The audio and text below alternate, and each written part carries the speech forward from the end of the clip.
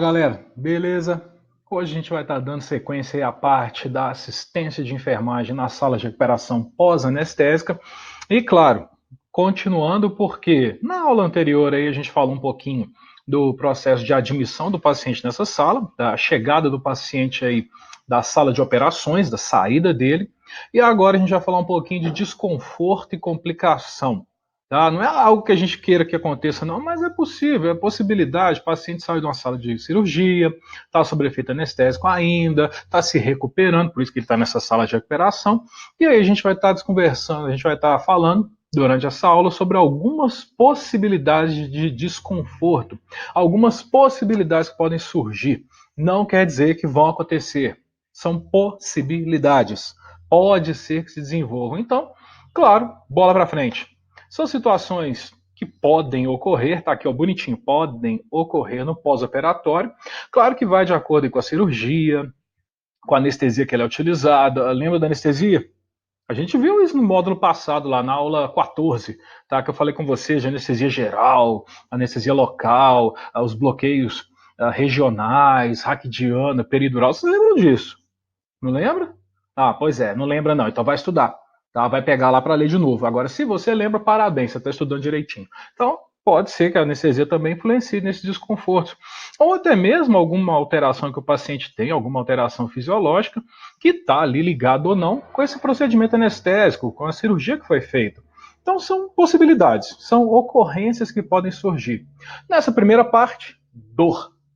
Dor é algo importante ser avaliado, é atualmente trabalhado aí como um quinto sinal vital. Eu não concordo. Eu não aceito que seja sinal vital, mas tudo bem. Tá? James Campbell, em 1996, lá nos Estados Unidos, falou que era sinal vital. Lá eles aceitaram, tipo assim, o cara falou em 96, 97 virou lei. Tá? Aqui no Brasil, não. Aqui no Brasil chegou em 2006, aí foram discutindo, lá para 2012, 2013, que eles começaram a pensar na dor como quinto sinal vital, mas não é. Eu entendo que sinal vital é algo que mantém a pessoa viva. Dor, se você tirar a dor dela, o cara não vai morrer. O paciente vai rir até o canto da orelha, ficar feliz e te agradecer o resto da vida que você acabou com a dor dele. Agora, pressão arterial, frequência cardíaca, frequência respiratória e temperatura, tira um deles. E me conta o que acontece. Quer dizer, não tira não, porque senão o Corinha vai te pegar. Antes de você ter o seu registro, você já perde ele. Porque isso é assassinato. Se você tirar sinal vital, você mata, exceto a dor. Mas, quinto sinal vital é importante ser avaliado. É uma experiência sensorial desagradável, isso é ruim, que pode ter aí alguma lesão associada, algum trauma. No caso, a cirurgia é uma lesão, é um trauma que aconteceu, a dor está presente por causa disso. Está presente no pós-operatório e que, se não for cuidado, se não for devidamente tratada, pode dar sofrimento desnecessário.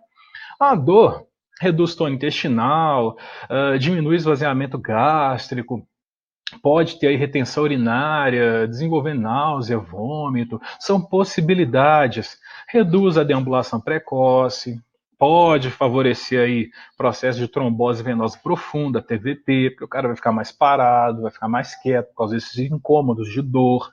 Pode interromper sono, que a pessoa vai ficar mais desgastada, vai ficar acordando toda hora por causa dessa dor, menor motivação para trabalhar com tratamento, fadiga, e claro, se não cuidar, taquicardia, hipertensão, arritmia, são possibilidades da dor. Não quer dizer que vai, não. Possíveis. Agora, o controle da dor no pós, ela pode começar antes. Ah, como assim? O treino do pós começa antes? O processo de controle da dor do paciente, ele não necessariamente tem que acontecer no momento que ele sente. Tá? A gente não precisa trabalhar com a dor, o paciente não precisa sentir dor. Mas antes que ele venha queixar, medicamentos analgésicos já podem começar a ser administrados gradativamente. Quanto menor o sofrimento, mais rápido esse paciente se recupera, melhor a condição para ele. Então, para a gente também é melhor. Um paciente a menos reclamando, nosso plantão é mais tranquilo. Então, pensa nisso, cuida bem do seu paciente. Nós temos que a dor, ela é avaliada aí, basicamente, a partir das escalas visuais analógicas, tá? E claro, aqui existem as informações de que seu controle é importante, seu controle é essencial, só que o detalhe da dor, o que eu falo que eu não concordo muito com essa questão de falar que é sinal vital, que a dor é uma experiência subjetiva. Ah, você não esqueceu de desligar o seu celular não, né? Tá, você tá estudando aí bonitinho, tá vendo o vídeo, então desliga o seu celular, você não desligou. O meu tá tocando aqui, ó, avisando pra mim. Então desliga o seu também, pra não te atrapalhar. Mas a dor, ela é subjetiva, não pode ser determinada com algum instrumento. Pressão arterial, você tem seu aparelho, você tem o esfigmomanômetro. Termômetro, você vai medir a temperatura. Observando, você tem frequência respiratória. Você tem até saturímetro para poder medir a saturação de oxigênio. Ah, e coloca o saturímetro no dedo, já te dá frequência cardíaca. Agora me fala aí, você já viu algum algiômetro? Você já viu algum medidor de dor? Você coloca o aparelho no paciente, ele lê e fala assim, não, o paciente está com 10 de dor. Isso existe. Por isso que é uma experiência subjetiva. E o legal da dor é que o paciente ele vai ter uma certa dificuldade de relatar isso. Aí para a gente que vai estar ouvindo, isso é impossível de saber o que está acontecendo, é impossível de realmente ter a certeza absoluta do que é. Nós vamos aí pela audição, a gente vai pelo que ele fala, e vai pela escala visual analógica de avaliação desse paciente. A dor é autorrelato, é observação e também modificações biológicas, pressão, temperatura, a sudorese ou a própria face do paciente, como ele se mostra ali para você. As escalas visuais que podem ser utilizadas, analógica, as escalas de Young-Baker, a escala numérica de 0 a 10, qual que é esse nível de dor. Agora, o que a gente não pode fazer é ignorar o paciente. A gente tem que estar ali de ligado com ele, entendendo, questionando, perguntando para saber mais detalhes. Trabalhar com analgesia é fundamental, principalmente no pós, na sala de recuperação pós-anestésica. E o que a gente tem que fazer no tratamento desse paciente para realizar a analgesia ou a redução da dor, a ausência da dor, é diminuir um pouco as possibilidades que a dor pode provocar, tá, nas alterações fisiológicas, nas modificações psicológicas, na pessoa em si, tá, alteração da pressão, nervosismo, agitação, melhorar a evolução desse paciente, recuperá-lo funcionalmente para ele voltar a exercer suas funções, aí prevenir o agravamento, prevenir a permanência dessa dor. Podem ser trabalhados tanto intervenções não farmacológicas quanto intervenções medicamentosas, farmacológicas.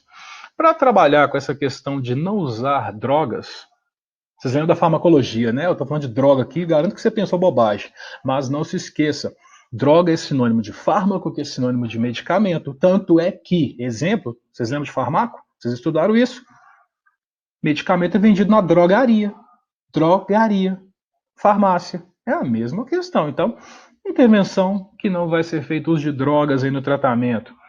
Pode ser usado calor e frio, promover conforto, retirar um pouco desse estresse do paciente, diminuir barulho, tá? Evite falar que não está sentindo nada, que é mentira do paciente, que está inventando, tá? Não faz isso.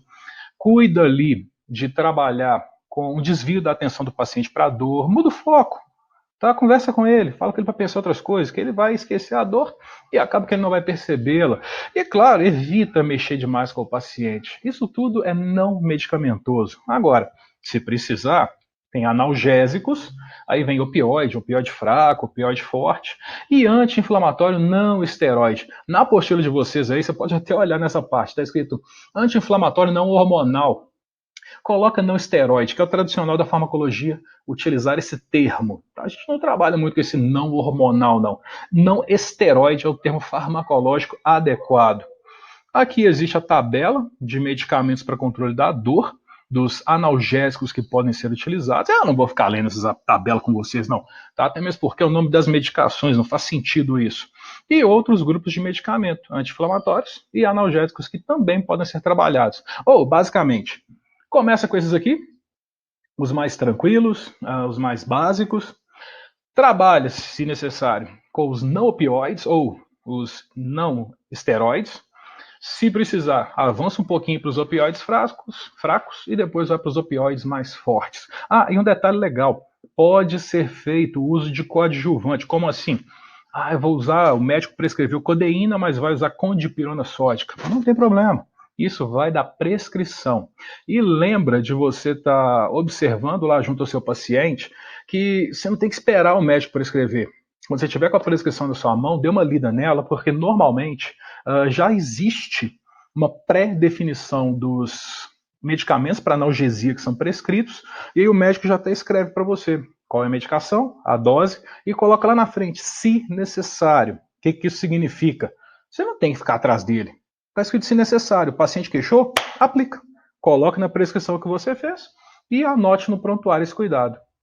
Turma, daqui a pouco a gente volta para mais desconfortos e complicações. Tá? Dá um tempo aí, bebe uma água, bebe um suco. Daqui a pouquinho a gente retorna.